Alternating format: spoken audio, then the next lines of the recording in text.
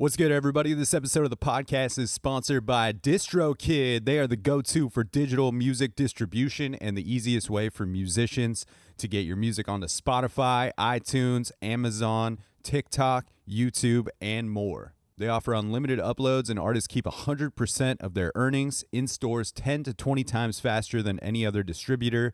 Fastest payouts. They help out with automatic splits, cover song clearance, and all kinds of other amazing tools and templates to help you get the most visibility for your releases. I dig this company and appreciate their business model that offers more features than any other distributor at the most affordable price possible for solo musicians, bands, DJs, studio artists, and any other creators that are producing music in their home, and they also offer label services as well. They've got 3 different tiers to offer creators that start as low as $22.99 a year. That's just $1.92 a month, and even their top tier is just $7.50 per month.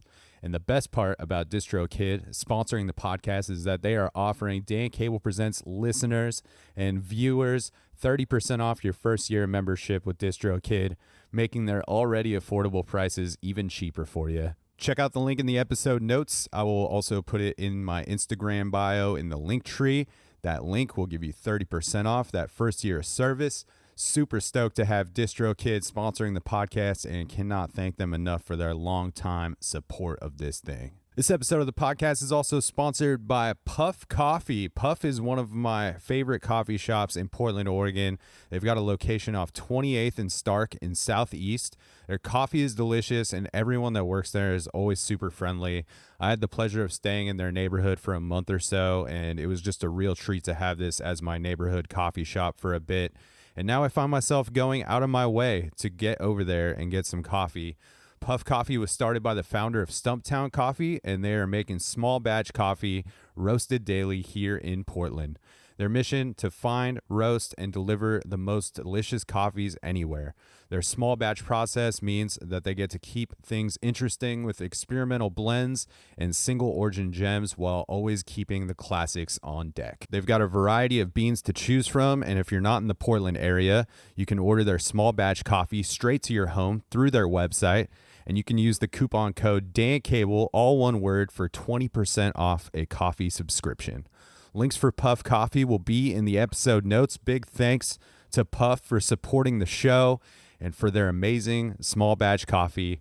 Now let's get into the episode. Look down at the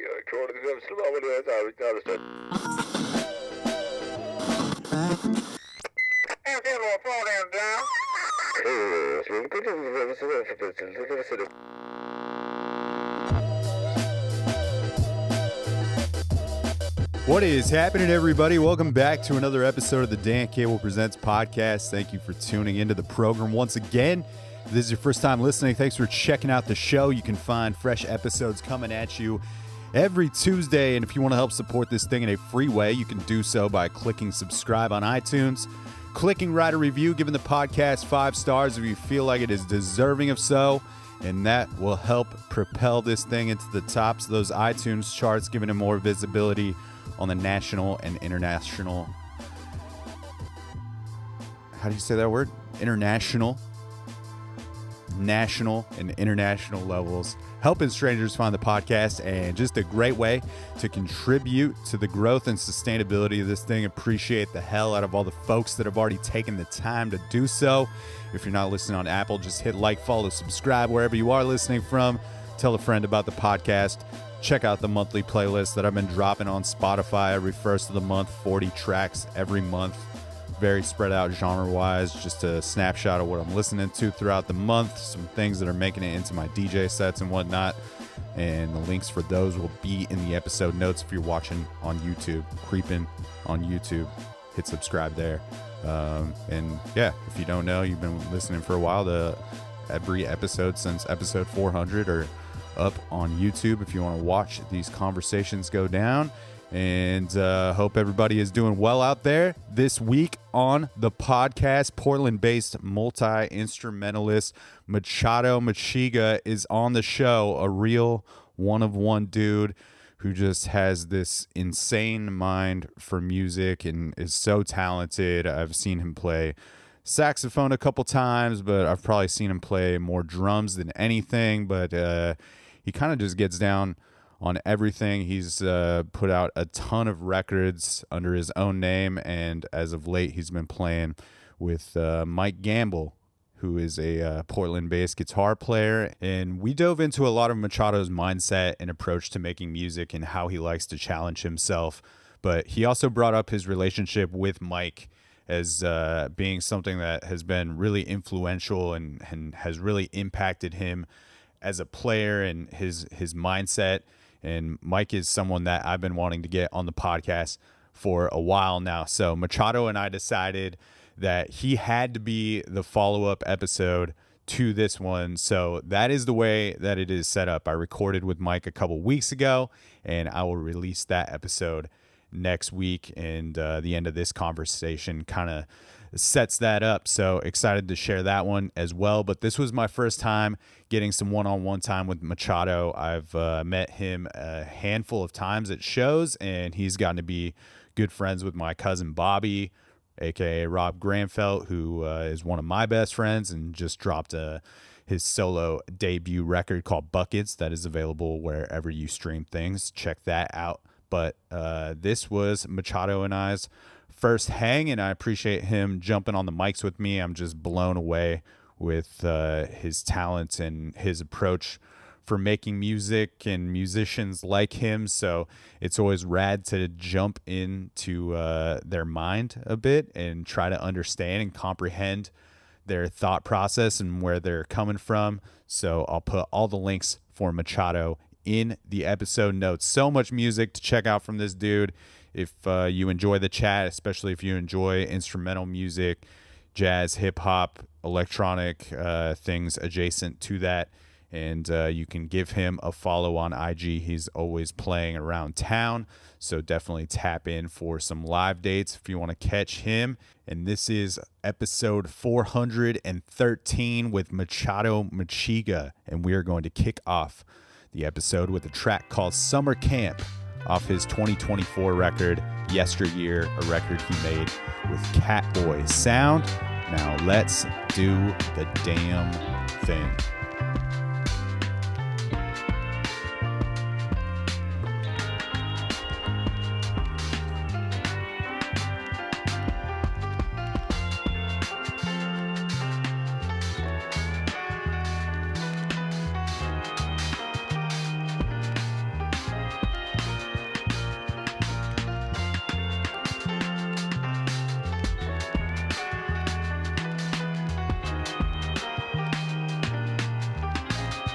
All right, man. Well, I'm stoked to have you on the cast. You're like definitely somebody I've wanted to have on the show for a long time, and I've seen you play music over the last probably couple years in like a few different projects, and a few different outfits around town. So and you just like put out an insane amount of music. It seems like you're dropping a new project like every other day kind of thing. And just like appreciate that it seems like when you're playing music there's not a lot of boundaries to it, and there's like a very free spirit that you seem to approach it with. So I'm excited to just kind of dive in with you. And but before we like get into just maybe your approach to music, like what do you remember? What are your early memories about music? Like either like falling in love with it as a listener or actually picking up an instrument? So my earliest core memories, almost all of them are music related. My dad was kind of a hobbyist, just kind of had a bunch of random instruments around the house. So Okay. I would play. He had played guitar and bass, but had keyboard and had random percussion and just pretty much any kind of stuff. Didn't have drums, actually. Drums was the one thing that was not allowed. So my mom hated the drums. But we did have, there were percussion instruments and shakers and stuff. And so, I think my earliest memories are mostly just listening to recordings of all kinds. My dad had a record player and would play Stevie Wonder or Parliament Funkadelic or Okay. Jamiroquai or like sometimes it's funky stuff and sometimes he's playing Pink Floyd or he really liked Yes or it's like there's a lot of Pretty like progressive Yeah. and experimental. British takeover kind of stuff. And then my mom would listen to R&B and kind of neo soul stuff like Erykah Badu and like Keith Sweat, like the super corny Boys to Men. Yeah. But then also like both of my parents are African, so they were both listening to some of the music they grew up with listening to, which African music exists in a bunch of different subgenres. So it's like my dad liked a lot of African rock and he liked Afrobeat, and my mom liked more African R&B and Okay. traditional song, like kind of love song, that kind of stuff. All right. So I mean, it's like I grew up singing originally in church because I grew up Catholic. Same. And then I was also just riffing, playing random stuff on instruments. I used to like to take the record player and manually slow it down so the voices got all crazy. My dad hated that shit. But it was a good way it was like the earliest stages of me producing, essentially. Like I would like do transitions and fades and stuff, which is funny because I really don't DJ that much as an adult. But I was doing that at such a young age. And then, playing mostly bass and guitar and keyboards. But I guess I didn't think about music as a serious thing or as like something that I was doing for a career. It was never really something I thought I was going to do as a career. But it was something that was just always there. And I was fairly naturally gifted at it. Not necessarily good, but just I was capable of getting around on everything. Yeah. I feel like that's kind of how I am now. I just kind of get around on stuff. You look and like make you it do a work. little bit more than get around. So My you're pulling it off. Same philosophy, you know. Same player or different game, same player. Was there, as far as maybe like the experimental end of things, or even thinking about like you slowing down the records on the record player and feeling like it produced different sounds, did you just seem to like gravitate towards that type of play on across the board on all instruments? Oh, you mean just like messing with things just to kind of tweak them? Yeah, I was just somebody who did that in general. Like I used to get in the bathtub as a kid and would pour all my mom's Lancome products into like one cup and would then dump it all over me like I was a chemist, you know? So, I mean, I've always been somebody, I mix all the drinks and the soda machine. You know, it's like I was taking ice cream, soft serve, and like making it into its own special, you know, explosion. Yeah. So, I mean, I think I've always been somebody that's liked variety, kind of unique creations, original things, new ideas. And like, I've always been somebody that's trying to take standard things and just make them abstract and a little more out. And so that's kind of I've been like the tuning fork that takes people out of tune, you know? What do you think you like enjoy about that process? Like whether it's within music or just like day-to-day life, is it just feeling like a little bored with the straight ahead, or? I think it's just, we live in this, you know, we're pieces of shit floating in a giant toilet bowl. And it's like, there's so much going on in the world that it's fun to just explore all the little things that maybe it's like, this is a unique experience that I'm the only person that's had it. And I'm not necessarily seeking that out, but I think it's just, if I'm told that there's a specific way to do something, I'm almost always thinking about not breaking the rules, but just what are the other things you can do with this thing? You know, if I have an instrument, I'm always trying to figure out what are the craziest sounds I can make with this instrument. I'm not necessarily going to do them all the time, but it is cool to know what they are capable of. And I'm always in my life, I feel like I love subverting expectations, both as a person and receiving it. Like I used to love stand-up comedy growing up, and I still like comedy, but I've heard so much stand-up, and I tried to do stand-up for a little bit as a preteen, that now jokes have to be really out of pocket to make me laugh. They have to be kind of wild because I'm just used to, I kind of understand patterns. I feel like I'm good at learning patterns. Yeah. And so if anything, when I learn a pattern, I'm trying to learn a new pattern or something different. And so that's why I feel like I do so many different things. And I'm always putting something new out, and it's like whenever I put a new release out, I'm usually teaching myself a different skill. Like, Gotcha. I learned how to like play bass better for this album, or this album I learned how to make drum and bass beats, and I know how to auto tune, so I'm going to do an auto tune album or whatever. It's like I learn a skill, and then I think about how can I make that skill or thing my own, and I feel like that's pretty similar to just a lot of people trying to find their voice. Yeah.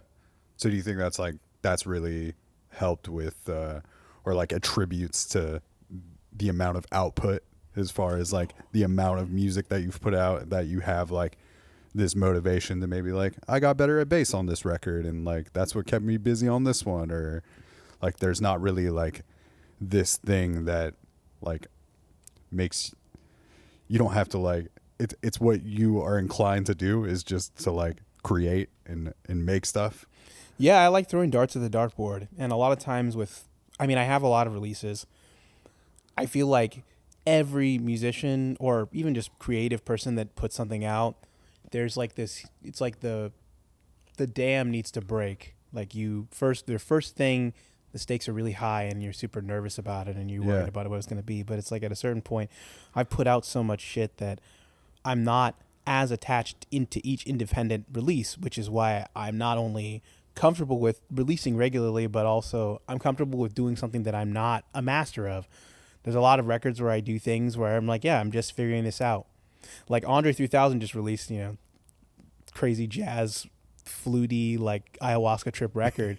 And he was literally learning how to play the iwi, like the MIDI wind sax on that record. And you can hear it because he's fucking up left and right. Yeah. But it is kind of beautiful because you get to experience his creativity informing this instrument and this thing. And I do that sometimes. There's things that I put out where I'm like, I haven't really figured this out yet, but it doesn't need to be perfect to be done.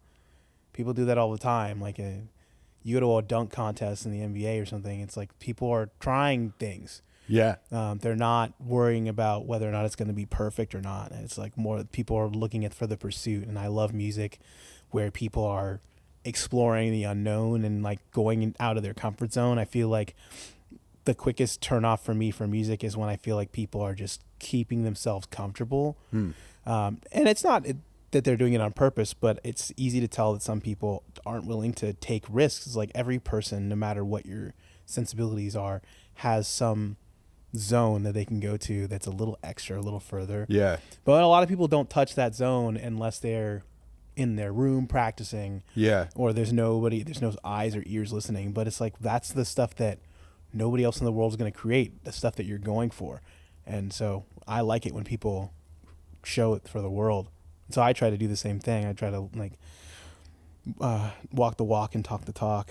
Yeah, it's also one of those things is like, right, like where you get, maybe you jump on an instrument that you're not 100% comfortable with, and maybe you create something completely different than the person that has years and years of training on this one instrument, because they're not going to approach this thing the way you are because they have all of the like the proper training. Or I mean, yeah, I've run into that a lot. Like as I've gotten older, I've learned more instruments, and like I studied saxophone in college, classical saxophone. So that was the instrument that I was like, oh, I know how to do a lot of stuff on this and I'm comfortable. And if anything, I got bored because then when I'd play music, I was like, oh, I can do all this stuff. But I don't feel like I don't want to take risks because people associate it with the instrument that I'm the best at, but I should. So I'd always take risks on drums or piano or something because people are like, oh, he doesn't really play that. It's just kind of for fun. Now I'm more known as a drummer, so there's more, not risk, but it's like there's more people they have their eyes on what I'm doing, but I don't care. It doesn't affect me anymore. But I remember there's a point where I was not wanting to deviate too far from the instrument that I knew the most. But then when I was playing guitar or something that I'm not very good at, there was this comfort and people knew that I'm not good at it. So there was no expectation for me to do anything mind blowing, but then I still came up with some cool things in the process because I was just uninhibited. Right. And I feel like that's like, I wish more people could access that zone. Yeah. So where do you feel like you're at with if you jump on the saxophone now, do you feel like that's all completely gone, or do you still have a little bit of that where you're like, oh, this is the instrument that people know that I have like really shredded on in the past. It's still my shred instrument because I mean, like when I played with Portugal the Man last year, they hired me to play sax first. Yeah. Everything else was secondary, and I was specifically hired just to get up and shred. So I think it's interesting. It's like being an athlete or something, but unlike athletes that like their bodies deteriorate a lot faster.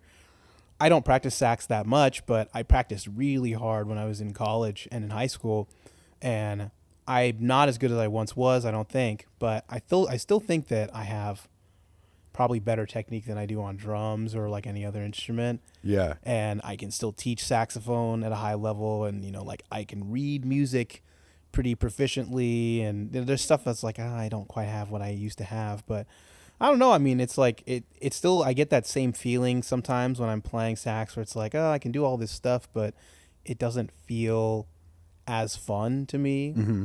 Drums for me was always like, this is the instrument I'm searching for new sounds, and I'll never get to there's no max.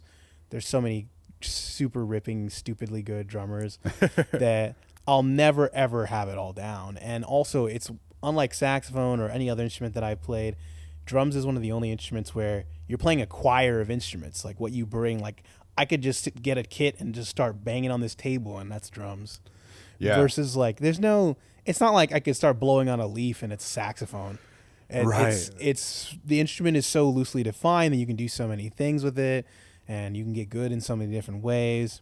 And even playing like keyboard or something, I'm not that good at the instrument, but there's just so much you can do with harmony or rhythm. And when you're playing like even if I was really good at clarinet or flute or something instead of saxophone, I feel like I'd probably be in the same boat of this is an instrument you can shred on, and you can be creative on it, but there's only so much you can do within the instrument, and especially if you're classically trained and you're like kind of taught to confine to certain things. It's like I find myself unintentionally being really careful about my playing because that's just how I was like trained to play. It feels more like an obligation than something that I do to let my hair down. Yeah. But the drums feels completely like boundaryless in that sense, or like in the way you're talking, like, oh, I'm never going to figure out all of the noise I can make on this drum kit. Yeah.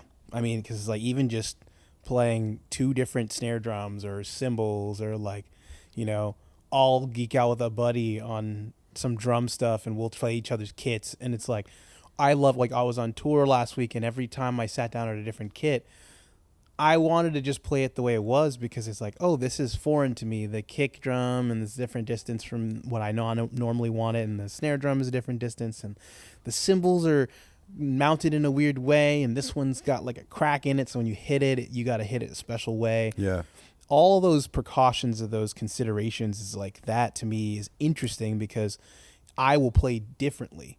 If I play like you could sit two of the best drummers in the world down in front of two totally different kits, and have each one A/B them. And even if you don't tell them what to play and you give them the same equipment, same sticks and everything, they'll play different things on the big, huge rocker kit than they would on the small jazz kit. Even a metal drummer would play differently on a small jazz kit than he'd play on a huge ripping kit. So it's like, I just don't know any of the other instrument where it's that extreme of a difference. Even guitars and basses, like you might have an amp or a pedal or a guitar that you're used to playing, but if you pick up another person's guitar, you might still play, you might still say, "Oh, Sweet Child of Mine" or whatever. Yeah. Just because that's just what you've learned to play. But there's certain drum configurations where even if I've learned a groove that's super conventional, I will never think to play it on this kit because it's not set up in a way that informs that kind of playing. Yeah. It's just kind of cool. I mean, I guess the only equivalent of that would be if you considered electronics or DJ equipment an instrument, just one instrument. It's like if you have an NPC, you're going to do something totally different than if you have a laptop with Ableton. Right. But they are different devices. They're completely yeah, different. for sure. It's just like with drums. When someone says I play drums, that could mean they're playing a trap kit with the little coconut shells, and like it could be like the low hat, and you could be playing no cymbals, just huge, big, flabby drums. Or drum kit could be like you're playing Venetian snare, like electronic drums with crazy marching snare, Kevlar. everything pops and is loud Yeah. and crisp. And it's crazy that like the two things are the same. They to the average person, like they wouldn't know the difference. Yeah. But then from your perspective, sitting down, you're like, oh, this is like a foreign language. Well, it's also just like the thing of like watching a drummer versus a guitar player, like from like an audience perspective. It's just like you're probably never going to like comment on the guitar player's touch on their instrument. Yeah. Where like the drummer, you're gonna be like, oh, killer touch on the kit. Yeah. I just came from teaching a lesson, and one of my students said that his friend was watching my roommate play drums, who's a really killing drummer, and she'd never seen a drummer that good, and she wasn't a professional musician and didn't know anything about the drums, but was specifically commenting like, wow, Yeah. such great touch, and the ideas like, oh, the wrists are so like fluid, and it's like, why you're talking about the mechanics of playing drums and you don't even play the drums. Yeah. You can like, it's kind of cool. I mean, the main reason I like playing drums so much as an instrument, because I love piano is my favorite instrument in terms of just, I like the way it sounds and I like the role that it plays in music, and I could sit at a piano and play forever. Is that like your biggest writing tool, would you say? It's my biggest writing tool, but I don't like playing it socially. I'm not like somebody who enjoys jamming out on the piano as much. It's just something that I sit and I love creating music of my own. Yeah. But drums is the opposite. It's like, I think I don't really care for sitting and just playing drums by myself that much, but I do like playing drums with other people and like making them feel or do things based off of how the rhythm is. Like, you know, if you play something really loud and you leave a bunch of space, or you play with really good feel and there's a good pocket, or some people just get down looking at like how you're moving. It's not a very many instruments people are that in tune with not only the mechanics of the instrument, but how it makes them feel to watch you play the instrument. Yeah, that's interesting. Yeah. And it's like, there's different places for it. Like, you know, a ripping, shredding drummer who's like just chopping wood, like that's going to be great at a festival, but maybe you're in a wine bar and you want to see a guy in a white penguin suit, yeah. like working the brushes. Yeah, I was just on that tour that I was telling you about with Veronica Swift, and her drummer is this dude Brian Viglione, and I was talking with the bass player of the band, and he was just talking about, he's like, Brian has this incredible way about him on the kit where he can look like in the quieter rooms when he needs to play quieter, he can still look like he is absolutely smashing on the drum kit. Yeah. But he can harness it and still look like he is at like just smashing. And then I watched it from that perspective, like the next set, and I was just like, oh yeah, I totally understand what you're saying. Like, it's crazy to watch him play in this small jazz club, but still playing like rock and roll, and it looks like he's all over the place on the kit, but he has it so harnessed. And yeah, that's control, man. Yeah. When I played stadiums last year, it was a like eye-opening experience, because you have to play so loud, not just because the music is loud, but because the room is so big that it will eat up the sound if you don't play a certain way. Yeah. And I've never played in a space that was so big that if I didn't play my absolute hardest, I wouldn't even be heard in the recordings, even with mics, because these rooms are just so big. But it was like a humbling experience to be like, how can I play this loud? But for me, it was the opposite. I was like, how can I play this loud and look like I'm playing super quiet and chill? And so, like, because the other drummer, we had two drummers when we were with Portugal the Man, it was like, he was just going nuts, caveman style, like sitting low, playing like super, super hard. And I was trying to play equally as hard, but I didn't move nearly as much. I would move as little as possible. Some people didn't even know that I played drums on the shows, because they like couldn't see me because I wasn't. But even but I still had to lift the sticks to the sky. Yeah. So I was like really good at like doing this whipping motion, so I didn't get any tension in my forearms and all that. And it's like, I learned so much about, you know, I'm always trying to focus on control when I play jazz or like nuanced kind of quieter styles of music sometimes. Yeah. But the same control goes to like not injuring yourself. But then, you know, I didn't look as cool as the guy going King Kong on the drums. But if you sounded good, then you did your job, right? I mean, if people didn't notice that I was playing drums, then I guess it didn't matter how good I sounded. Did it take you like a few shows to like figure that out? Like what needed to happen? I didn't know what to do because I mean the sticks that I used were way too thin and light. Yeah. I needed to get these big like baseball bat drumsticks that I was like trying to play them and I was like my hands are getting tired. Oh, because these are so heavy. And I was like, I used to just play really articulately with my fingers. Yeah. And I was like, I can't do that on this tour because my fingers will go. Like one of the sets we played was 3.5 hours long.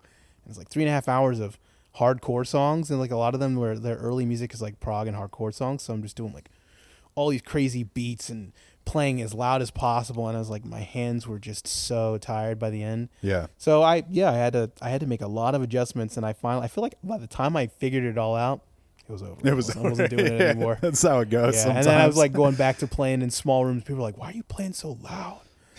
It's like, oh, I forgot. Now I have to not do that.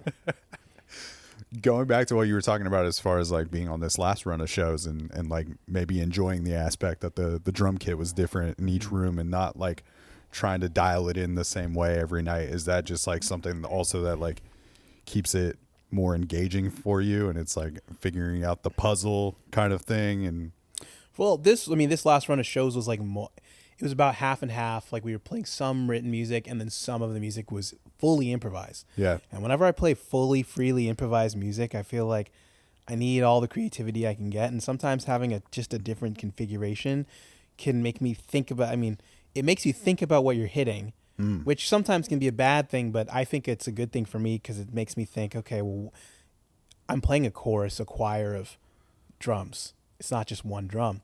So maybe if I hit these two things together, it'll sound cool. Or maybe, these things are further apart than I'm expecting. So how should I hit them to make them sound good? Being cognizant of all that stuff while playing freely improvised music, I feel like is a good way. Because if you don't think about something while you're playing freely improvised music, a lot of times for me, I find I can't continue to come up with ideas that I think sound good. But if I'm just like, I don't want the ideas to sound good. I want this kit to sound good. I want to make this thing sing. And a lot of times I was playing a kit that a different drummer was playing right before me. Like there was usually we had like an opener or like another act on the bill. And so then they would play and then I'd play. And it was fun because it'd be like, oh, they showed me kind of how they play the kit. And then I sit at it and it's like, whoa, I'm at this foreign thing. Like everything feels weird. Normally, most drummers will adjust a lot of stuff. And I did adjust a little bit, but I tried to adjust as little as I could to still be able to do what I do. yeah. And it's just to me, I like having some kind of limitation, but it's like a limitation that also provides freedom. For sure. Like when I produce, sometimes I'll be like, I'm just going to use this fucking bassoon sound. Yeah. This is like, I'm going to make a song with this. And like, I did that. One of the songs on the first album I put out this year, I just used try to find a trumpet sound that didn't make me want to throw up, because most MIDI trumpet sounds suck. And I found one, I was like, this one's kind of, if I do a few things, I can make it sound okay. And then I made a whole track around the trumpet sound. And I was like, I've never produced around fake trumpet. Yeah. So it was a cool limitation. Like I would have never written that song had I just used one of my favorite keyboard patches or synths or something. Yeah. I would have never had the idea. Yeah, I was going to ask you if creative parameters are sometimes helpful to you as far as like, especially with the amount of music that you're putting out, if it's like, I'm only going to use like 8 tracks on this record, like across the board or something along those lines. For me, it's less like I'm going to make this specific rule for myself and more I start something and then it's almost like the record skips and keeps skipping. It's like, oh, I use this shitty trumpet. I'm just going to keep working around this. A lot of producers or people when they're working on tracks, songwriters, if they come across like some sort of turbulence or something that doesn't vibe with what they're doing, they'll just immediately cast aside and go like, what's the better thing I can do here? But if I hit a roadblock, I'm like, oh, I don't know how to make this groove work. Then that becomes the challenge, is like, let me just make this groove work. I've had this kind of like finish your plate philosophy for production where I think I have maybe 10 unreleased songs out of like anything I've ever created. Yeah. And like I try to, if I can't find a way to release something, I'll put it in the vault and then I'll come back to it a few years later and then turn it into something that it's like somewhat satisfactory.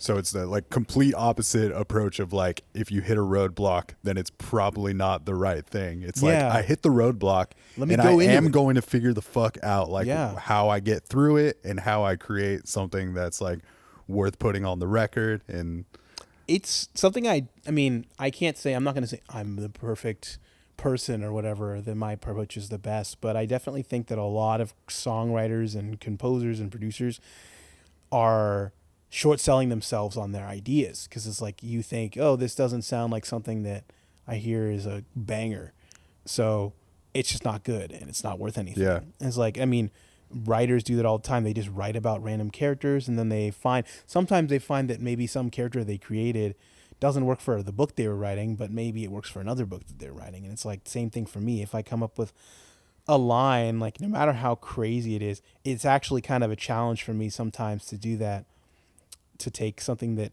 maybe doesn't sound pleasant to most people and make it sound pleasant. Like, I had this one song where I asked my friend Matt to like just play me whatever he wanted, and he just gave me like what he thought was the worst sounding thing. And I was like, I'm gonna make this sound good, like, or maybe I shouldn't even say it like that. It's like, this is good. I'm going to rise to the occasion. yeah, I'm going to fill my like skill meter up so that I can make this sound Damn. as good as it is. And I know that he for a fact definitely just played some goofy shit just for just fun. to like, But I took it seriously, and like, I've done that I've had some of my students, like my sax student will play something like really weird, not on purpose. And I'll be like, maybe don't do that because you're in 6th grade. But then I'll be like, okay, but when they did that was super tight. I'm going to do this in a track and like figure out a way to make it, or like, especially with drum students, because those like drummers that have bad rhythm, Yeah. they're just playing these micro rhythms that are tight, and you could repeat it and do it in a certain way, and someone would be like, oh my God, this sounds cool. What were you doing there? And it was like, oh, I was just doing what my student did when they kept messing up this like John Bonham fill. yeah, Which is kind of cool. It's like, I think music is so transformative that you can make anything. Like this whole tour, I played with Mike Gamble, and he's like the master of, if something goes wrong in his gear, like he gets like accidentally loop something in the wrong way, he'll just leave it and then make it into like a part of the song. And I'll do the same thing. Like if he makes a mistake or something like that, and anybody with loops, I love when people fuck up loops, because then it becomes this like prog rock thing where you're like, oh, there's just a little less it's time not like here. changing that moment. It's like changing the whole thing moving forward. I remember the first time my creativity in this way like actively failed me was I was doing this session with when I was in college at the studio that my college had, and this guy wanted me to fix this other drummer who was like rushing on all these figures. So he's like, can you re-record? And so I noticed that everybody in the recording's rushing to like meet this guy. So instead of, I think what they wanted me to do was to just play like a different feel, but I just like learned the rushing and learned everybody's time and like made it sound like it was not in like standard timing. Basically, it was like, oh, this made it kind of sound like a prog song, because I was like, I'm going to play the exact amount that they rushed. And they didn't like it because they're like, well, now this sounds like a prog, and I didn't want it to sound like prog. It was like, this is not what we wanted. But I thought it was cool. I was like, this is part of the song. And is that like something that makes you feel like you were challenged and you like worked through that? I rose to the occasion. Yeah. One of the like some of the coolest shit I've seen you do is I saw you play a free jazz set with Mike Gamble, like, and Todd Sikafus. Yeah. Yeah, like I don't know, that was like probably a couple months ago now or Yeah. so. And you were playing a bell, like a front desk. Yeah, That would be the at call like bell. a call bell, Yeah. like with your feet. That started a movement for me, man. Dude, I fucking love that. I because did that shit, and I went on Amazon, I bought 2 call bells, and they're a little out of tune from each other, and I played them all tour. That's like the shit that kind of like blows me away with like a musician like yourself, who's like just leans into, I don't know, just spontaneity, I guess, because I talked to you after you played that set and I was like, dude, the call bell was really cool, the way that you used it. And you were like, Yeah, I just found that in the corner right before we went on, and I was just like, what? Like, this Yeah. isn't even, you've never done this before, and you're like, I'm gonna see how this works in this set in front of people. And now it's literally like in my stick bag. And I don't pull it out at every gig, but now I know how to play it. Yeah. And every single time I do, people are like, "What is that? Like, what's that sound?" I have like all these things in my stick or cymbal bag. Like I have this like weird hubcap that I can hit, and it's like kind of meditative. And I like that. I like that there's unconventional ways that you can use something or do something. And I'm just like, what is? I love when I'm like, what is that? How did they make that sound? How'd they do that? Yeah.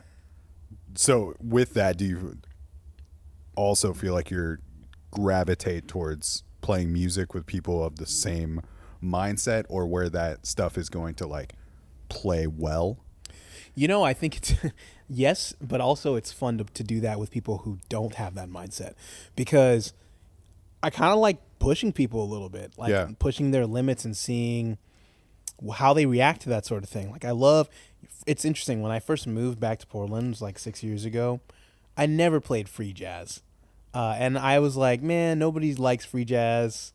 I shouldn't get into it. But it's like now it's a big part of my creative identity. I do a lot of free shows with people. And I feel like you can play free jazz in a way where most non-musician listeners wouldn't know that it's free jazz. Because there's all these jokes, like The Office had a joke about free jazz. And like, you're not stupid. Jazz is stupid. Jazz is stupid. I mean, just play the right notes. I know. and it's like people are like, it's like it sounds like cats mating or something like that. And it's like, yeah, but that's only one subset of free jazz. Like the set that I played with Todd and Mike, it's like we were grooving for a good chunk of that, but it was made up groove. It wasn't. It's like it's interesting because people go watch like the Grateful Dead or Dead and Co. or something, Yeah. and they're doing a groove jam. That's technically the same principles as free jazz, but they like it way more because it's presented in a certain way and fits a certain subculture. And I think this like the subculture of free jazz maybe seems too weird to people or like too esoteric. Yeah, So or they don't- just associate it with a particular sound, which completely like negates the purpose of the genre, kind of thing. Yeah.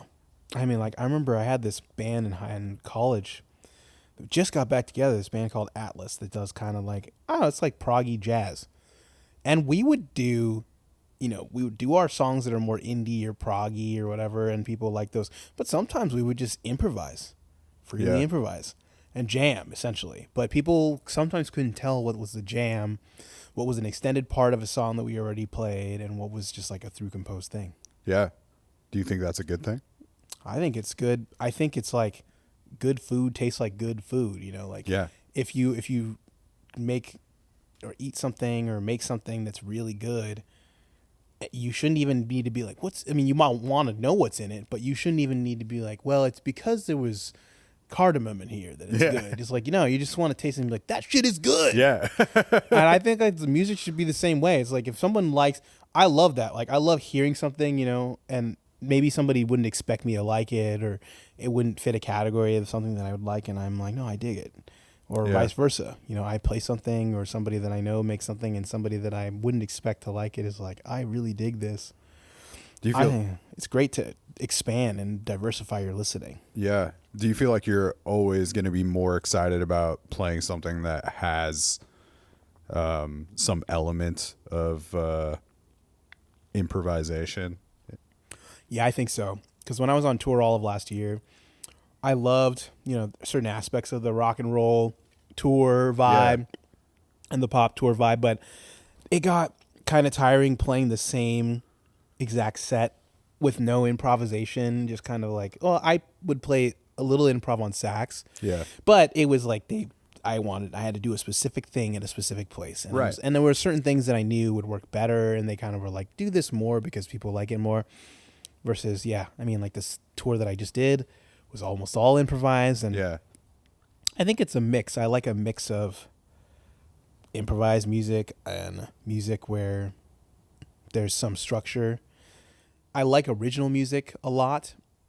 And I guess all music is original music at some point, but I like music that the people that I'm playing with wrote, because I get to see, the creators of that music interact with it. Yeah.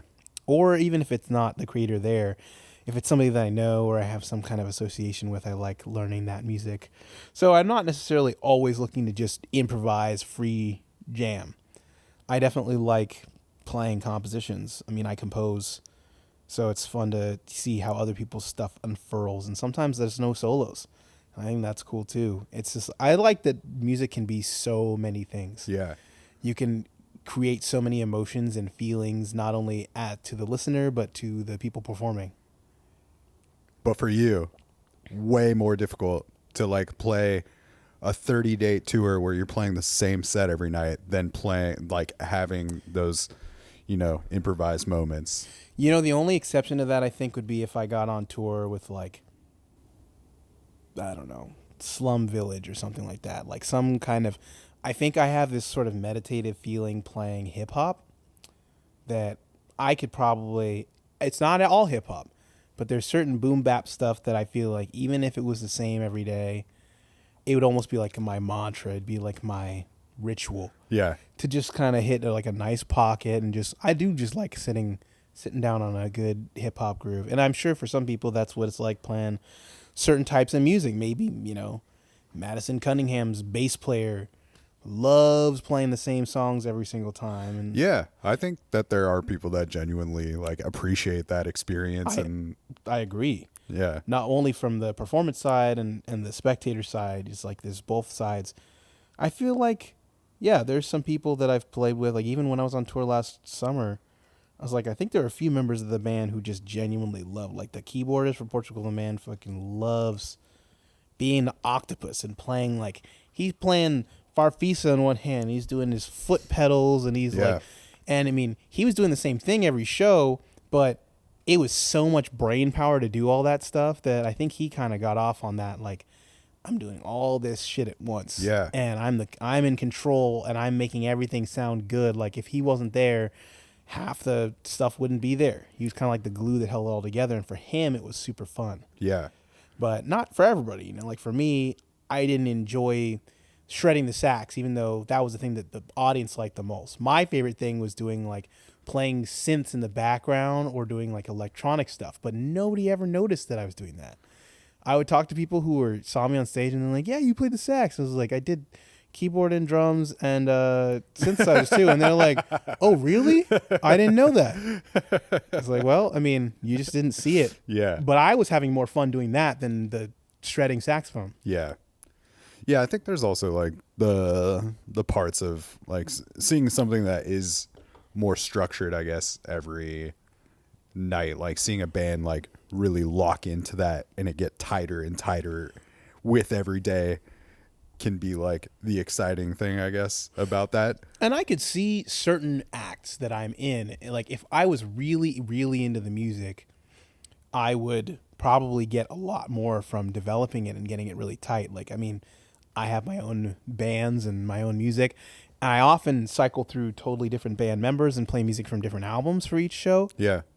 But if I was to go on a tour and tour an album of music, I would love, I mean, and I will at some point do that for one of my albums. Hopefully like an album I put out in the future. But my plan would be to do the exact same thing. Just develop the shows and build a rapport and kind of figure out how the ensemble sounds. Yeah. And maybe certain things will change, but not too many things. But I would even be fine with it if it was the kind of music where there were no solos. Like, it just would be cool to see things feel good. And there's obviously some shows that feel better than others due to a bunch of elements. It could be external or internal to the band. It could be the venue. It could be the audience. It could be someone got a cold. There's like a bunch of different things that can control how fun or not fun a performance is. But I definitely think that there's a lot that you can develop and build through just like playing the same sets over and over. So it's not to say that it wasn't a fun experience or a good experience to do that, or that I wouldn't enjoy it, but more just that it's like a different kind of burn. It's a different kind of satisfaction. When did you get the itch to like start composing your own music? Did that happen from a pretty young age, since you were just like messing around with a bunch of different instruments? So I kind of had this like rudimentary version of composing when I was 10, 11, 12, where I didn't really know what I was doing, but I had gotten Finale, which is like a composition software, and then I'd also gotten Band in a Box, which is like a practice software. Okay. And I would just like make a fake song on Band in a Box, and then would like kind of figure out what it is and write it out in Finale Notepad, which was just like a free version. It didn't do a lot of stuff, so the songs were always really simple. But I did that. I had like quite a few little short ditties when I was like 11 or 12, but I didn't really seriously start composing until I was maybe 16 or 17. And even then it was just like I was composing short, simple stuff, mostly at the piano. Yeah. And then like some saxophone stuff. And then I didn't hand anybody a composition until I was 19, which was just starting to write music for my first album. Yeah. And yeah, I think I didn't feel confident enough in my ability to know music theory to compose, but it's kind of like with releasing music. Once you just write a certain amount, you just do it. Like this morning I wrote out a song that I had already written on piano, but I had never charted out, and it didn't take me that long. It took me like an hour maybe. It would have taken me days when I was younger. Yeah. But it's not that I think I feel like I've gotten dumber since I was in high school, actually. But I do think that it's like there's no stress to me about whether I can nail a song. If I'm like, I'm struggling to put this and figure this out compositionally, I'll just set it down and just pick it back up. And the beauty is now, like it used to be, I was writing songs by hand, and it took a lot of time and energy, and my wrists would get tired. But now it's like I'm just doing it on my computer. I just hit save, upload it to the cloud, and Yeah. even if if my house burns down, I can just go upload it to another computer, finish the chart. Did you feel like you gravitated towards like writing your own stuff though, even from an early age, opposed to maybe wanting to play music with other people, or was it always like a pretty strong balance there? I mean, I was a band nerd. I was like a music nerd growing up, and I think I had a passion and dedication to it that maybe a lot of people in my age didn't, because I know I was like, people made fun of me for being way too serious about music, and so I didn't really play with people because they thought I was a teacher's pet kind of nerd, dweeb, and I just thought they weren't gonna practice, so I didn't want to play with other people. So yeah, I did. I played a lot of play along CDs growing up, and I would produce music. Before I had fancy DAW or anything, I would just use Audacity and like blow into a straw into the computer and do like weird voices and stack them and do all kinds of crazy recordings. And so it's like I would do that, and that was like the early forms of production for me. And then I was doing early composing. Yeah. And that definitely took me through. It put me through most of high school because I didn't have very many friends or people that wanted to hang out, let alone play with me. So it was a chance for me to learn how to. I didn't know how to really record music until I was in college, but I would kind of work out projects on my own. And I don't know if I necessarily preferred it, but it was just how I did things because I didn't have anybody to play with. For sure. It was just like a constant for you all the time. Yeah, I mean, I didn't have a lot of hobbies growing up. I was in speech and debate in high school, and I did some sports in middle school. But other than that, it was just music. It was studying for school and then practicing. Yeah. I was in like 3 or 4 bands in high school. None of them were garage bands. It was like 2 bands at the college that my mom taught at, 1 at the community college, and then 1 at the high school. These are like really big ensembles then? Yeah. That you were playing in? Yeah, like small jazz ensemble and then large jazz ensemble. Yeah. And so, I mean, I was practicing music for those, and then I was practicing my own shit on play-alongs. And Yeah. yeah, I actually never jammed with anybody until I was in college. I just played by myself. And I've had a lot of CDs.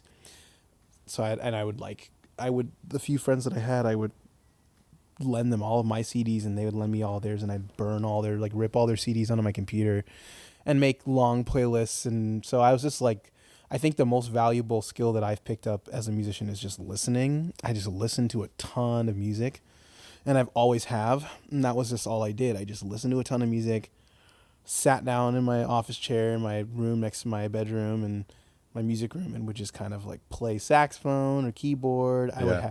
have in high school I'd pick up random instruments. So I had like a flugelhorn and a alto clarinet and a flute and all this random stuff, and I was just playing an accordion, just playing them to these tracks and trying to like understand these tracks. And I didn't know anything about it, didn't have any teachers, but trying to just kind of struggle and kick your feet and splash around while you're learning is so valuable to being able to kind of abandon any preconceived notions that you can or can't do anything as an adult. Yeah.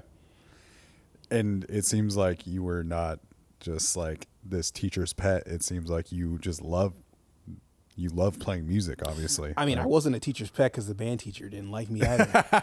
I was definitely not. I definitely practiced a lot, but I also like at a very early point in high school, I was like, I'm kind of done with the high school band thing. So I was in it because I had to be, but then I was focused on the collegiate band stuff because they let me into the program early. Yeah. At like 14, so I was just doing college band, and I was shitty by college band standards for sure because I was 14 years old. Yeah. So I was like, I got to step it up. I got to practice, and everybody's better than me. And by the time I was a senior, I was pretty much on par with most of the people there. But then my high school was like I was just bored because people wouldn't practice, and we weren't able to do any crazy music because people didn't practice, and I didn't like I felt like I had to pull the weight for a lot of people. So I was like, I'd rather just put this energy into understanding the music that I like and listening to more music and just practicing at home just with random stuff, plants and sticks. I don't know, whatever I could find, and then messing around on a computer. Was it pretty validating in any way getting to when you were like 14 and you started playing, with like a collegiate ensemble? Was that like helpful for your confidence as a player, or like has that ever been even a struggle for you throughout the years? I mean, when I tell people about it now, they're like, wow, that's so cool, you were in college. But at the time, this gave the high school kids another chance to be like, you're a fucking nerd. Yeah, for sure. You're like, it was like, it didn't help me in any way in high school. And then the people at the collegiate level, some of them didn't know I was young. Yeah. I've always looked a little older. And then the ones that did were kind of like, there's a few people that were competitive or felt like kind of threatened by the fact that I was in the program, but most people were just pretty chill. So I never really thought too much about it. I was just like, oh yeah, I'm just going to go to the college, and then I'm going to go to the high school, and then I'm going to go to the other. I went to community college as well. Yeah. It was just kind of normal to me. And I didn't feel super picked on by the college students about it. They just kind of, I wasn't invited to anything, because I'm 14, 15 years old. They're not going to invite me to the frat party or whatever. But it was interesting, and I think it was super useful because, they were like, the only reason I got in was because the director was like, I'm going to hold you the same standards that I hold all the students. So if you get in, you have to keep complying with and being at the level that's necessary to stay in all these ensembles. So for me, it was like, oh, I'm actually in a struggle because this music is difficult to me when I first started. But then it started to feel more comfortable and more natural. And I was like, yeah, I mean, a lot of kids got to play in garage bands and stuff, and I didn't get to do that. But I did get to play in a collegiate jazz ensemble for essentially 8 years because I was in one for 4 years in high school. And then when I started college, at the college age, I was in collegiate bands throughout college too. So it was like it built these skills, helped me develop these skills that I still use, like being able to read sheet music pretty well and being able to play for really long periods of time, professional development of just kind of going to a bunch of conferences and festivals. And so all that stuff came in handy versus had I not gone to college, maybe I would have spent that same time. Like I know people they spend that same time in town playing shows, but some of those people just don't do that stuff because they're too shy or they haven't been properly set up to be able to do it. Yeah. So, I mean, I'm definitely grateful for the pipeline that provided, even though socially it didn't help me at all. Right. I was an outcast, but like when you got into college, like in your playing, did you have the opportunities to play with people outside of maybe these more organized school ensembles? Well, that band Atlas was the one chance that I kind of had to do that. I guess not even the one chance, because I played in this band called Simba and the Exceptional Africans, which was like an Afrobeat band, reggae band kind of thing, First band I played bass in. I played bass for them for a little while, and I played sax. And I met these two guys who were in the band, this trombone player and then this guitar player. And the trombone player was like, I play bass, and I want to play bass in this prog band. The guitar player's like, I play in this band, but I want to do more proggy stuff too. So we did proggy stuff. Yeah. And that was the first time that I'd ever played with people that wanted to play with me that were not in college. Or like one of them was in college, but we were all at college age in college, but we weren't at the same college. So it wasn't like we were in college band playing in jazz combo or something. It was You had to choose to be playing together. Yeah, we decided that we wanted to jam together after we'd played with this Afrobeat band for a while, and we wrote some songs, and we started doing some shows, and I've never had that progression with a band before. And to be honest, I still don't think I have, because all the bands that I've started in town have been through gigs that I've played, but I used connections from college to get those gigs, and they were kind of like college jazz ensemble vibes versus just kind of meeting some people at a show and being like, we should play together. Yeah. And we should do this and do this. I guess it still was similar to school, because it was like in school I'd have combos and ensembles, and sometimes groups would form from those combos and ensembles, but this felt organic, and it was like a civilian experience, which I thought was really cool. And it was cool because we got back together.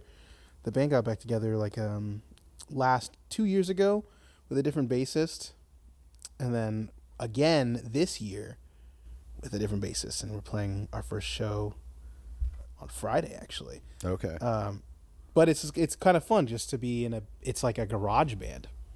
When we get together and rehearse, it's literally like, well, what do you want to play? Let's make some stuff up. I got this riff here, and I just don't normally, when I learn and rehearse and practice, it's always very academic in a lot of ways, where even though we're not playing in college ensembles, a lot of the shows I play, it's like, here's the sheet music. We're going to have a rehearsal, and you're going to learn the sheet music. And then when you play the sheet music, then we're going to go to the show and you're going to read off the sheet music. And this is like no sheet music, riffs. We're doing riffs, and then you do this riff, and then we write songs together, come up with new sections. I just don't do that very often, so it's been fun to get back into that realm. Is that similar to the vibe of what you do with Mike pretty often? Like just doing these recordings on the regular, where it's just not a lot of preconceived ideas? Well, with Mike, it's the furthest exploration of that, because we're not playing riffs. We don't talk through anything. We show up and we just start playing. Mike and I are able to just kind of play whatever we are thinking about. We can find a language together, which is super cool. And that's a whole different thing, I think. But it's not the same as I got this riff or I got this groove. We're not writing to preconceived ideas. When Mike plays something, I try to catch it immediately. Yeah. The difference is, though, I've been trying to get him to take improvisational recordings that we have and be like, learn this as an actual song, and then let's play it as a song, because I think it sounds like a composition. For sure. Versus sometimes he's doing whatever. Yeah. He's ripping, he's playing some crazy effects pedal, and that's super cool too. But it feels different than labbing a song with a band.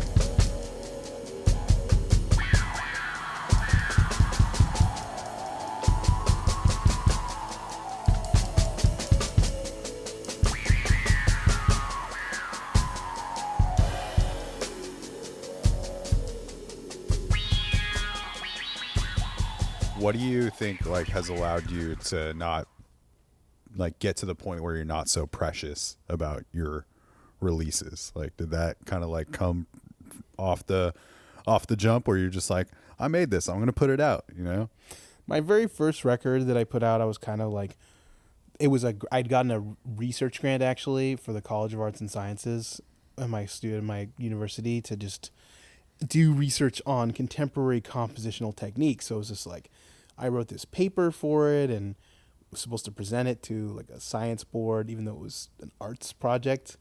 But because I'd done all this work for it and written all this paperwork and essays, I wanted it to be kind of a smash hit when it happened, when it came out, and it wasn't, and I was kind of bummed.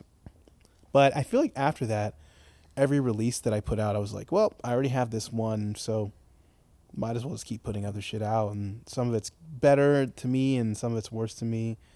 I'm always curious what music of mine resonates with other people. You know, like what song, or is there anything that you're like, this is the moment that I felt like I kind of aligned with what you're doing, or maybe you never did, or when you did this, I felt lost. It could be negative, but it's just interesting to see like what the incubative state for people was as listeners, and for live music or for studio records that they've heard. I feel like it's different experiences for both. Yeah.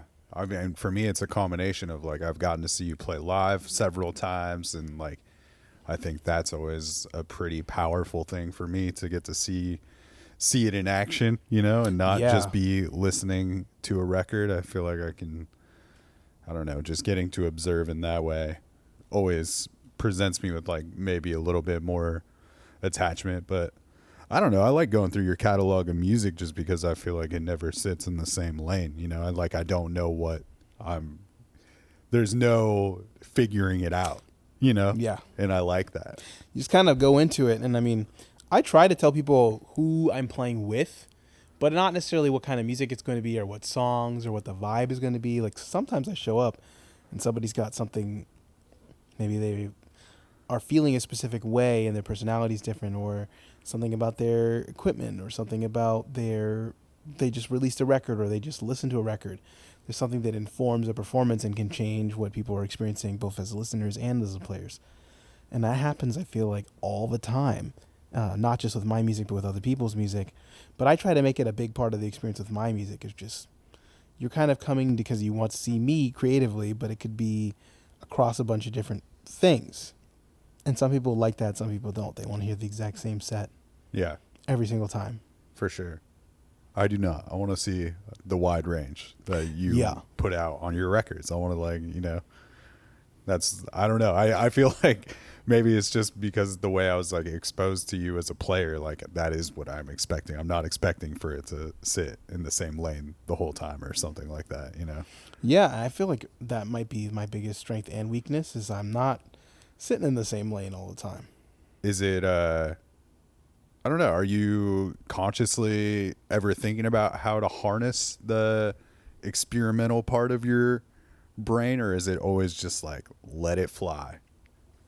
I feel like a lot of experimenting is just kind of catching your own dream state as it's leaving your body.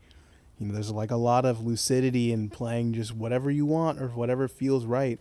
And sometimes you'll get things that you would never have been able to think of if your brain was not empty. Yeah. So I do sometimes chase the abstraction. I'm chasing just like an experience that's unique and teaches me about myself and teaches me about the world and others. Yeah. Do you feel like being a drummer in general has taught you like so much about all of the other instruments, like more than others have? I think that being a drummer has certainly taught me a lot about other instruments. I think that playing bass, playing like saxophone, and a bunch of random instruments has also helped. Yeah. Drums are just like such an activator of creative energy, because there's so many things that can be different.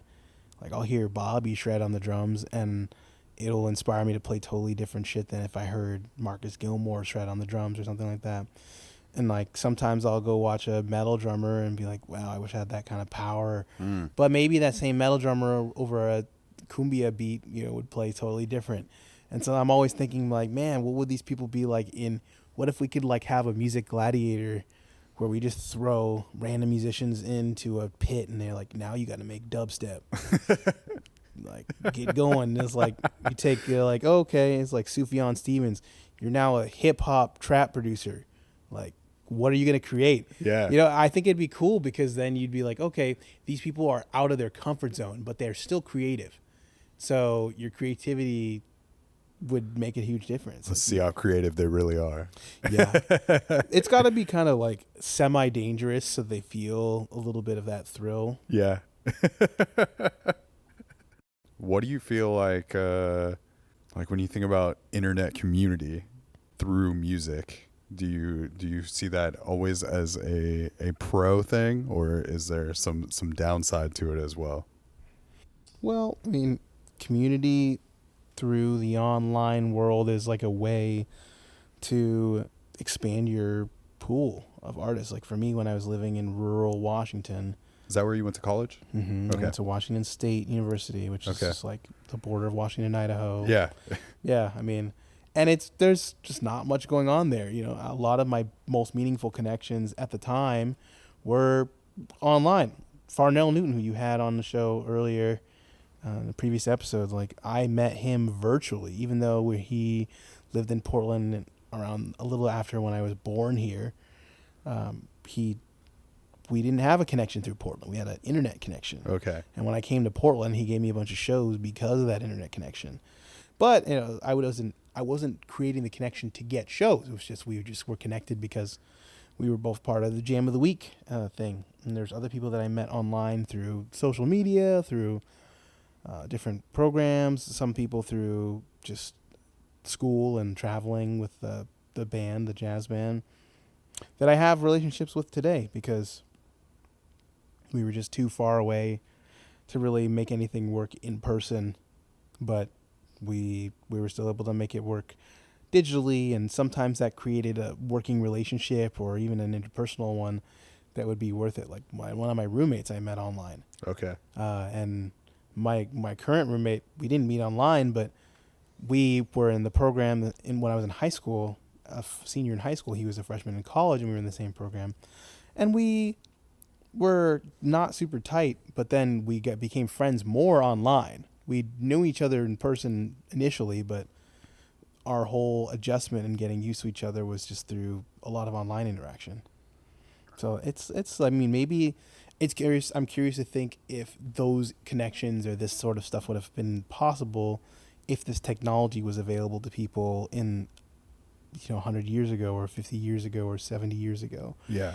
Those people with those personalities, would they have still been able to create the world that they did for themselves had they been born in another generation where we rely on technology? Right. Like maybe the things that make somebody like me proficient at using certain electronics maybe are the same sets of skills that would have been completely overlooked and unimportant for somebody who grew up when that technology didn't exist. Yeah. And vice versa. Maybe like Will.i.am would have been the Baroque composer extraordinaire or something, in some alternate universe. Maybe he has the acumen for production and composition. Yeah. It's also just been like a thing where you've been able to, I would imagine, just like create with people that you wouldn't ever have been able to create with, since you can like so easily send music over the internet and whatnot. Oh, now. yeah. Yeah, I feel like I'm making tracks with people all the time over the internet. Just kind of going, here you go, here's a thing for you to check out, and they send me something, and I send them something back, and it's getting so fast. Like now you can send a song in minutes. Yeah. 30 seconds, some computers. It's crazy fast. Do you feel like that you can appreciate it, the process the same way, even when you're not necessarily in the room with people? It's different. I mean, I think it's like drinking coffee versus drinking tea. Maybe you like both. But I think sometimes it's cool to be like, it's 4 a.m. and I send a track to this person in Amsterdam and they respond immediately, but I'm asleep. And then I wake up and they're like, did you check out this bass line that I sent? And you do that and you add it to the track, and all of a sudden you've created something from nothing with somebody you don't know who might not even speak the same language as you fully. And the fact that you can do that in person sometimes, and some people have stories about that jamming, but a lot of times jamming and all that requires some setup and some talk and some coordination. Yeah. And sometimes the horse and pony show of getting ready for a gig or like dialing in a performance can take away from the creative juices flowing, versus sometimes when I'm just sitting in the studio. Like I was in the studio last weekend with my friend Omari Jazz, and we didn't have any specific stuff that we were doing. It could have been a virtual session, but it was an in-person session. But still, it was like, had it been a gig, we were prepping for a gig or rehearsing, then it would have been like, okay, let's do these finite ideas. But he's like, here's a clarinet, play some clarinet. I was like, I don't really play clarinet, but okay. And I was like, okay, all right, here, just do something on synthesizer. And now let's play a groove. And I'm like, oh, I have the perfect groove for this thing.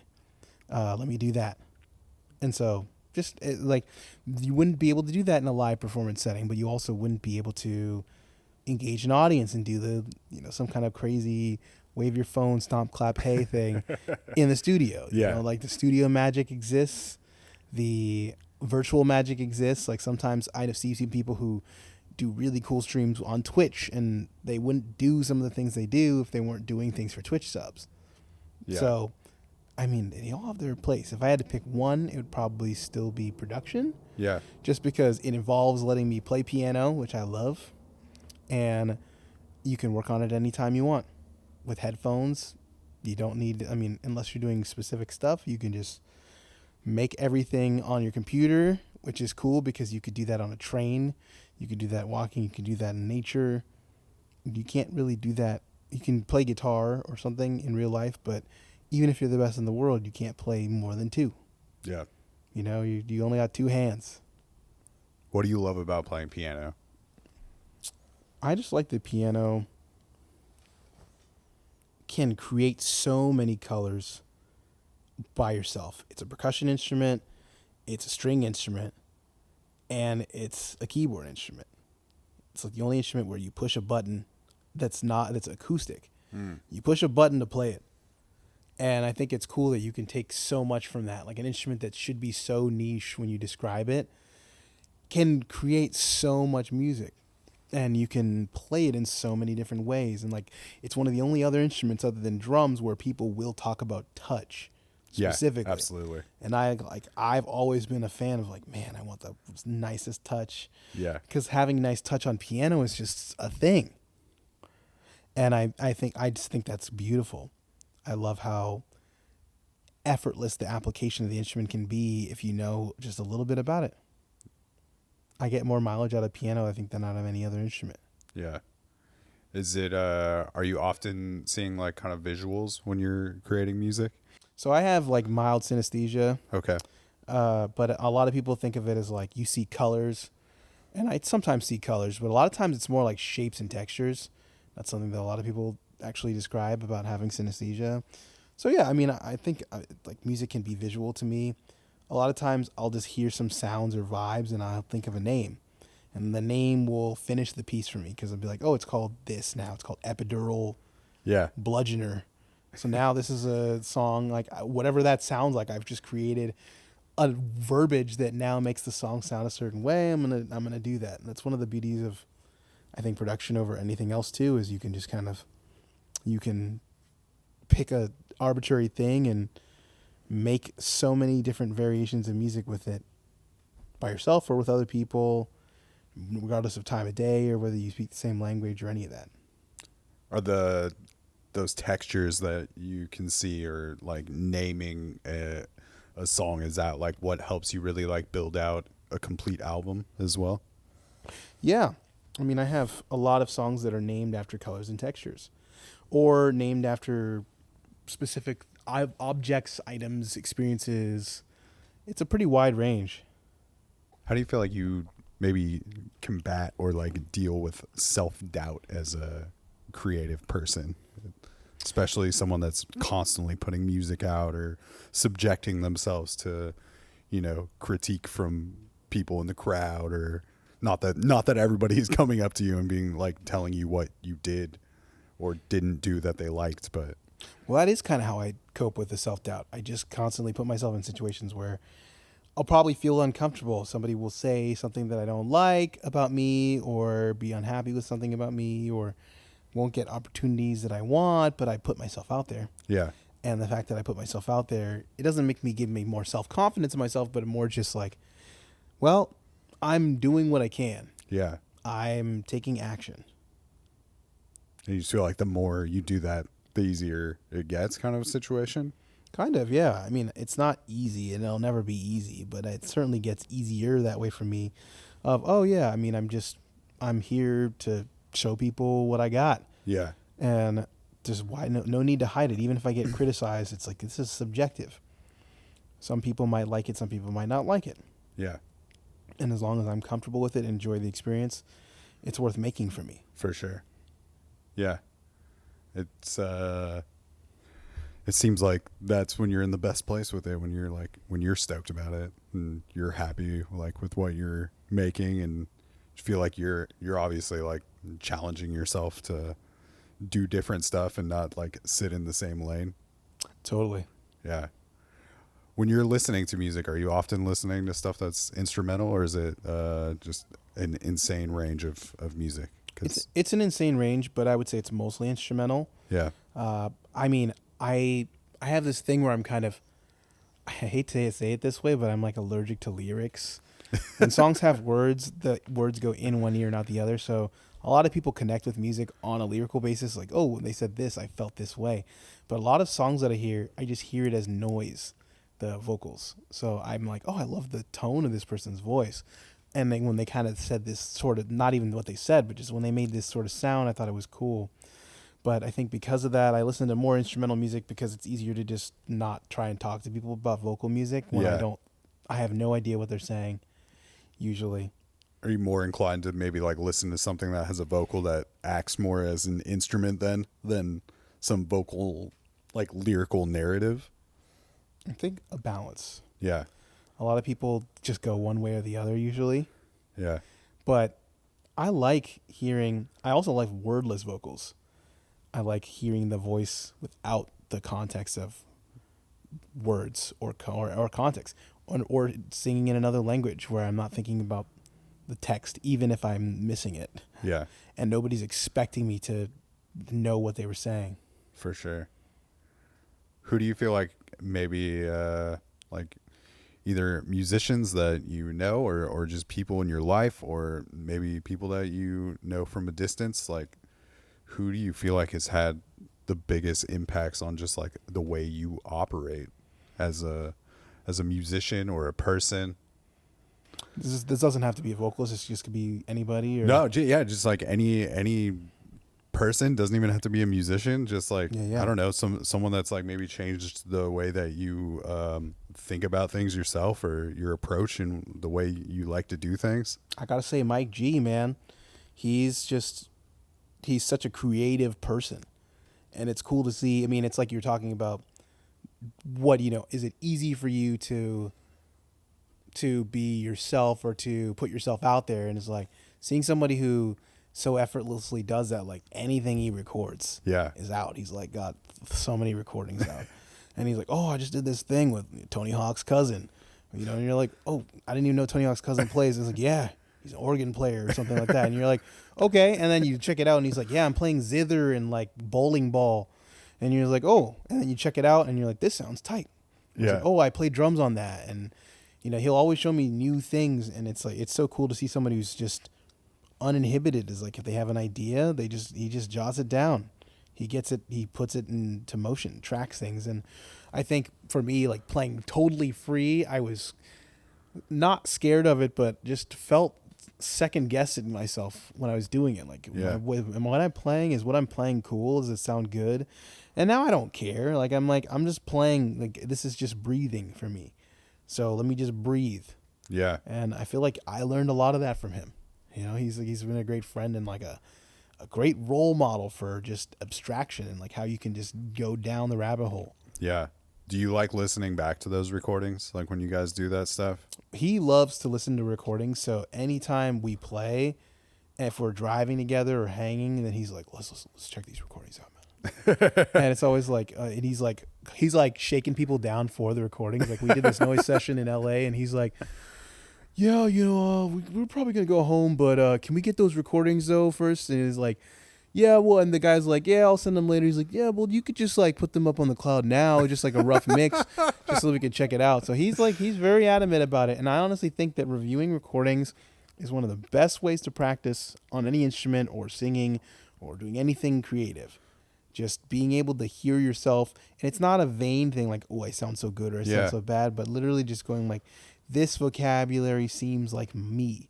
This sounds the most me. And then like for me, I've posted a lot of clips to Instagram over the years. And for more reasons, it's mostly just been so I can listen back and go, this is the best 1 minute of the gig that I played last night. Yeah. This is the best 1 minute of the session that I just did.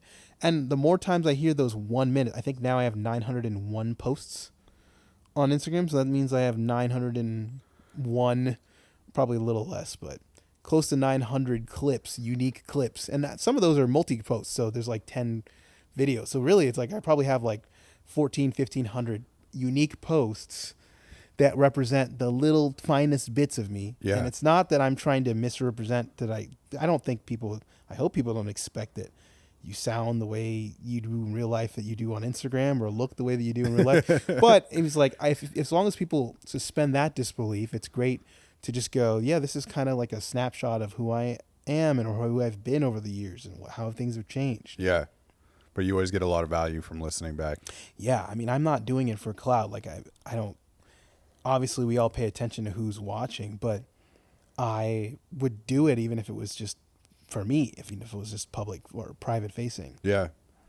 No, For the same reason. I mean, I listen back to these episodes because I'm editing them, but I do get a lot of value out of that experience of like just thinking about situations of like, oh, I wish I would have had that person expand more on this, or like I just learned so much from listening back to the chat.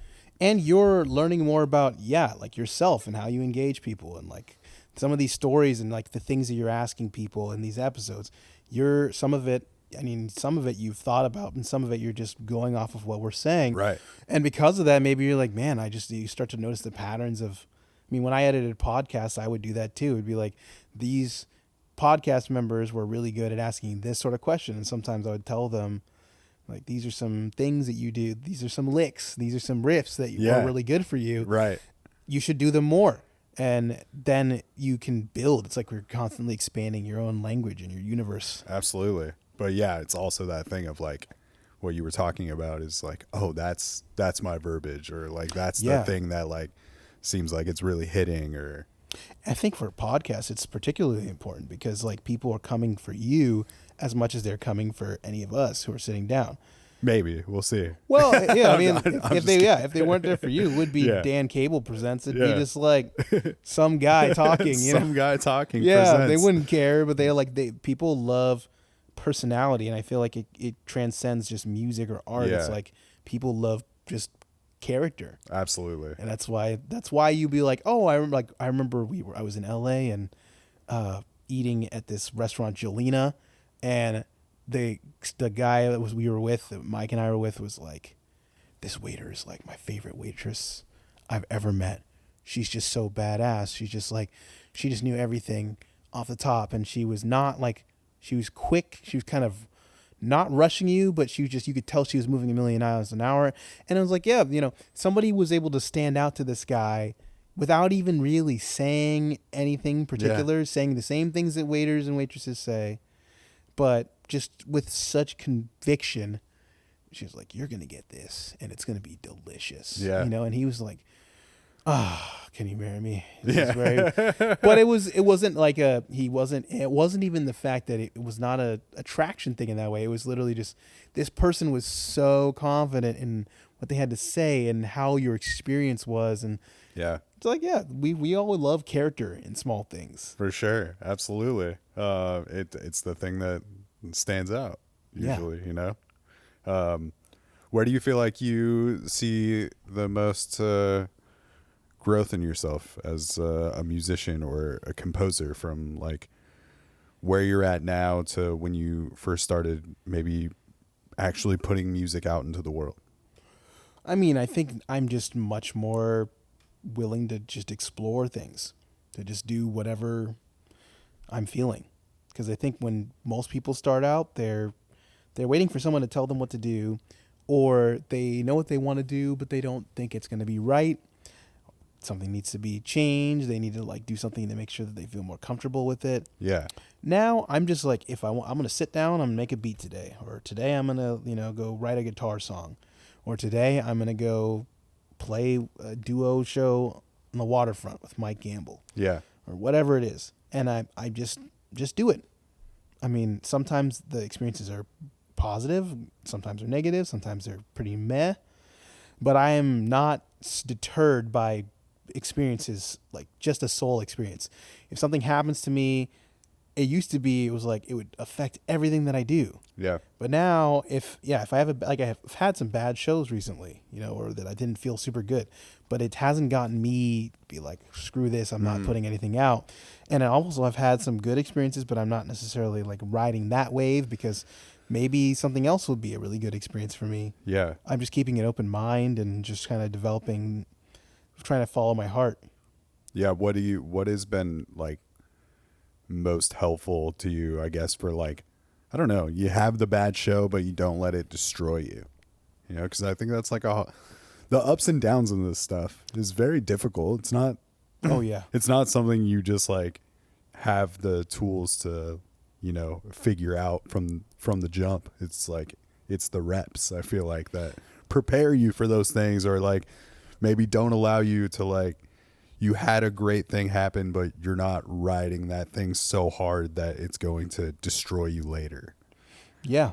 I think for me, it's like getting a good night's rest if I can get it, or even just like celebrating the little things, getting a nice kick-ass meal, or going to hang out with a friend or something, or whatever. It could be watching a crazy YouTube video, but something that unwinds me a little bit and allows me to decompress, and having that sanctity of that moment can be really nice. Even if you have a bad show or day or tour or something, it's like, even when I was on the road last summer, I would come and be like, this kind of sucked and I had a bad experience, but I would want to go back and unwind at the hotel. And even if I only got a few hours of sleep, it was a chance to just be by myself and think about what happened, and the good and the bad and the ugly. Yeah. You obviously have like immersed yourself in music for a majority of your life. Do you feel like that's just like allowed you to approach your life in general differently, like through that lens of constantly being surrounded by creativity and pumping out music yourself? I mean, yeah, I think I've been very fortunate to have lots of musical experiences in a very short time, and I've been trying to take advantage of just like the, things that people always say when you're younger, like this builds character. But the older I get, the more I believe in that. Of like, yeah, everything I do, good, bad, and ugly, builds character. Yeah. And I've been embracing just how diverse of experiences I've been able to have as a young artist, or just as a turd floating in the toilet bowl of life. Back to the turd. I had to bring it back in. Yeah, absolutely. Full circle. Had to go full circle. You know what podcasts are about, Machado. I do. You basically did it for me, Yeah. You brought it back. I tied the knot. Well played. You're solid with the improvising, Yeah, well, I mean, that's what podcasts are too. It's like, it's a form of improvisation. Even with a script, it's like there's something somebody could say that will totally change how you follow up something, Yeah. how you address something, like, especially when it's something so open-ended like art and artistry and creativity. So it's fun. I mean, because I did a business podcast, and so it was like a lot of the vibe of a podcast, but everything was so rigid, and it was so, even in all the interviews, it was like, well, we're going to talk about this. What do you feel has changed the most from when you started doing the podcast to now? Ooh, that's a good question. I think that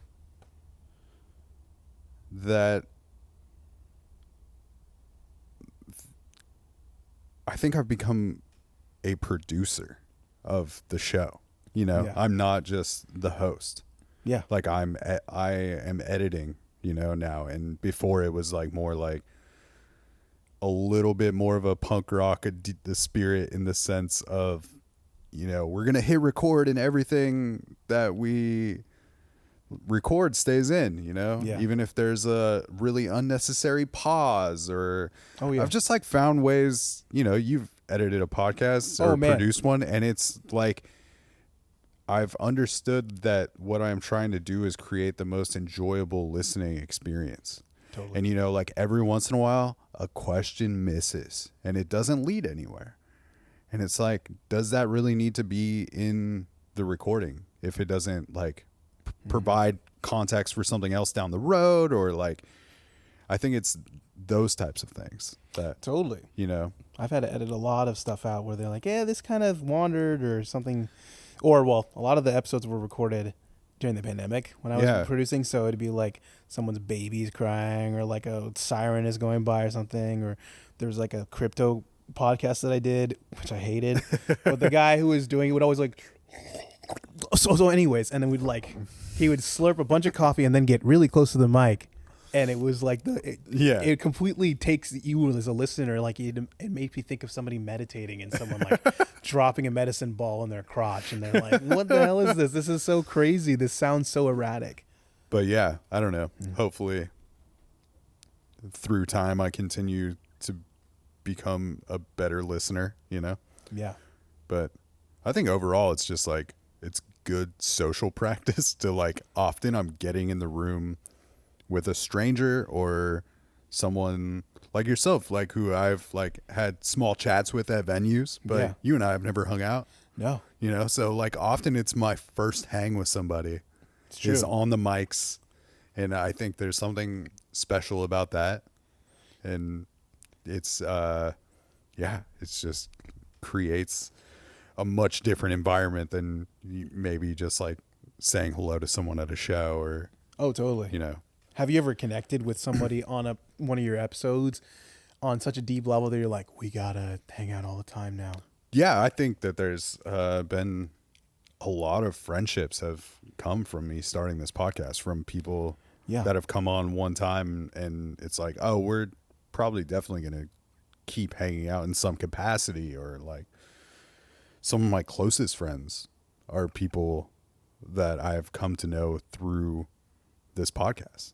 Yeah. Like that shit is unreal to me. It's cool. I mean, it's like anybody that does anything in their craft, if you can connect people and have great friendships. Like the biggest thing I like about touring is honestly not the music. It's just hanging out with people. Yeah. And you've experienced it being TM and like going on all these shows and all these runs with people. It's like these little hangs and moments you can have with people.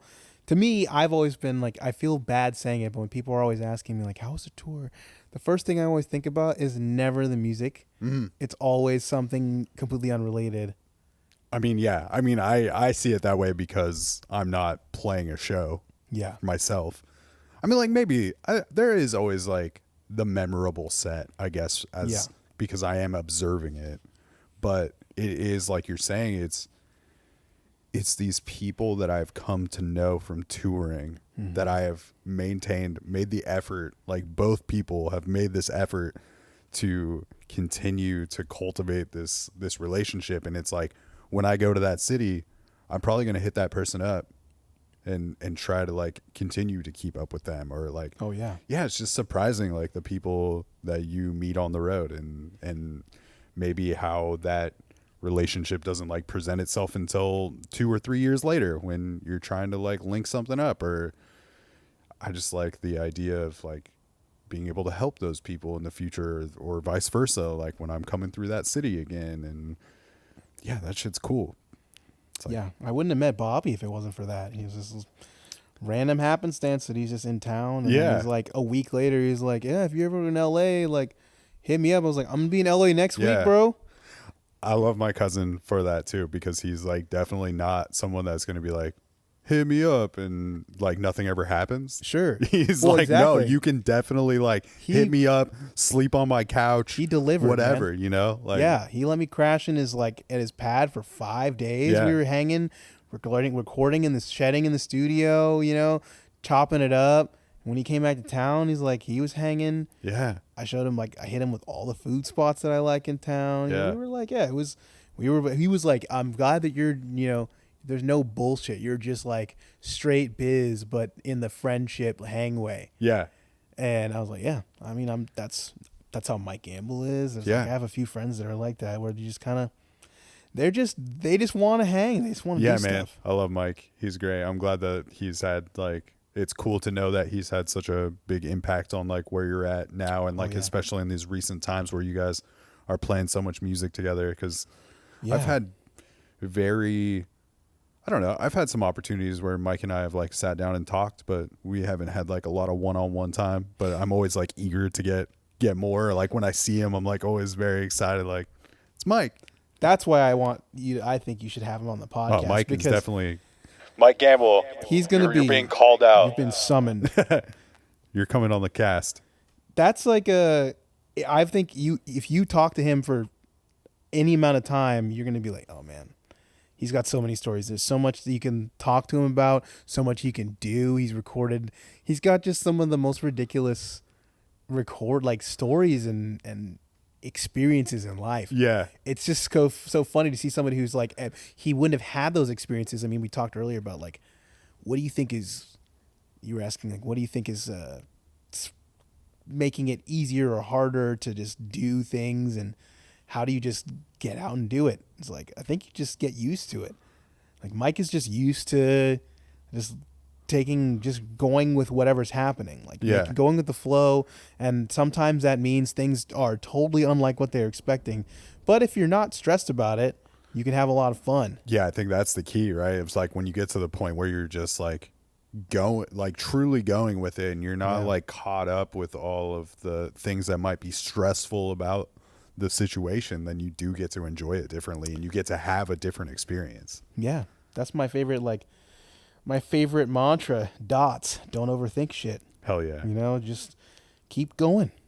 Keep going, man. Well, I appreciate you taking the time to jump on the mics with me, man. Yeah, it's fun to chat with you, and I just respect what you do as a musician, like, so much. I just think that like when I see you play, or like when I would imagine when people ask you to like play with them, that it's truly for like that one-of-one experience that they get out of you. I'm definitely the mystery flavor. You know, like, yeah, people hit me up because they don't know what they're gonna get. The white airhead. Yeah. Except maybe that always tastes the same. Well, I'm more like the question mark dum-dum. I mean, both in life and in intellect and in variety. Machado, we end every episode of the podcast with a guest saying the tagline for the show, which is "It's a program," and it means absolutely nothing. It's just the way my grandfather says the word program. He always says program. All right. I also found out recently that he thinks that he just says program, which is even better to me, that he just doesn't pronounce this word right. He's just, He just says program. So if we can get the Machado Mijiga, it's a program, we can properly sail this thing out. It's a program. He nailed it, everybody. He even knew to look at the camera. I didn't even have to tell him. He's a pro. So much music to check out from Machado. If you want to do the deep dive, do the rabbit hole, I'll put all the links in the episode notes so you can keep up with him. And I want to play the episode out with Bodega. Classic. Great track. And we're going to play it out with that one. And that's Jelly Jams. And we will catch you on the flip side, Portland, or wherever you are listening from. Cool, man. We did it. We did it. We did a podcast. Yeah. Hell yeah. That's a podcast right there.